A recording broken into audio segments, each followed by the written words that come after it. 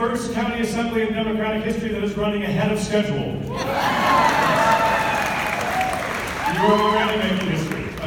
I'm delighted to be here. Thank you so much for coming out today. I just want to share a couple of thoughts as you all head off into today's great conversations. When I heard this morning's talk, I've been thinking about some of my history as a teacher and as a school principal. And I remember as a school teacher the first time that I lost a student to gun violence. I remember the way it felt when I walked into that classroom and Gina's desk was empty. And we all just looked at her, waiting for her to bound in the door at some point with her big smile and take her desk back.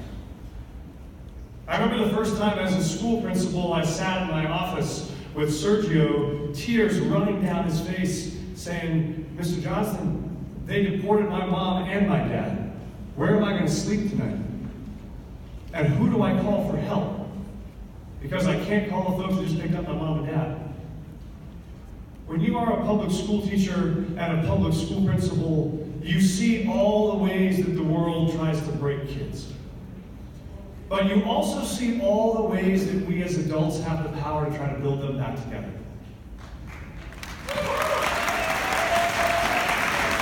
I think we are living in a moment in history where the basic promise of public education is under debate.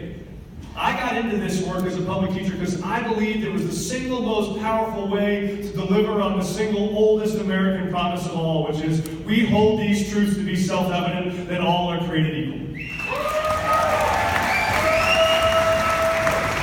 But we find ourselves in strange times. We find ourselves in times with a Secretary of Public Education who is calling to cut funding in public schools at the same time she's proposing putting $1 billion into vouchers. I think Colorado schools deserve better than that. Which is why I am committed that I will fight Betsy DeVos in every attempt she makes to privatize our schools, and I will fight to keep vouchers out of Colorado every step of the way. It is why we will fight instead to make sure we actually build the coalition to go to the ballot and repeal Tabor so we can fund public schools adequately and equitably in every school district. We live in a moment with the Secretary of Public Education who supported a tax cut that put 80% of that money into the pockets of millionaires. At the same time, she is cutting the funds for loan forgiveness for teachers in Colorado. At the same time that she is cutting the money, the $25 million Colorado uses to actually retain the teachers we already have. I think Colorado teachers deserve better. That is why I fought as Obama's senior education advisor to pass the stimulus that saved more than 5,000 teacher jobs across Colorado. It was why I fought to successfully lead one of the biggest school funding increases in the last decade. And it is why I will fight in the years ahead to make sure that we can pay teachers in this state a professional wage for the professional work that they do. And one more thing, which is we live in a moment when we have an administration who believes that there is no such thing as racial discrimination in American institutions.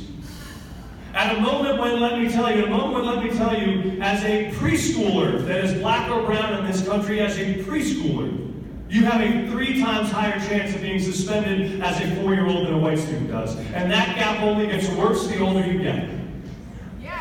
In this country, that is not good enough. And that is why I have fought in the state senate to fight racial discrimination from the schoolhouse to the courthouse. And that is why we will guarantee that we build a state where everybody belongs and the laws apply to all of us.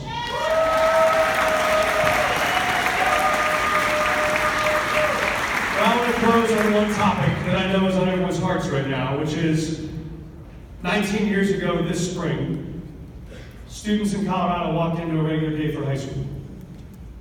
And in one high school in Colorado, that day was not normal at all. Because the normal sounds of laughter and teasing and roughhousing in a high school cafeteria in Columbine instead rang out with gunshots.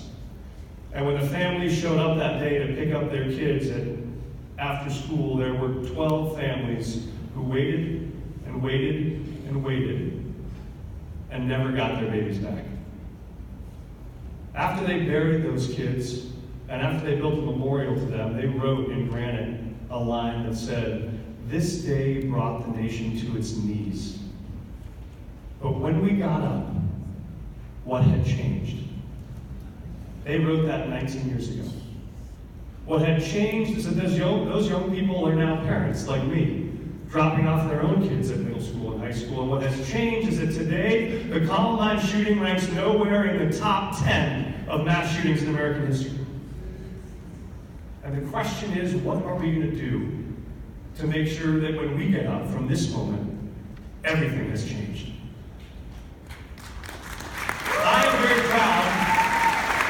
very proud of the fact that when I was in the state senate and the Aurora theater shooting happened, we did not stand by and say there was nothing to be done.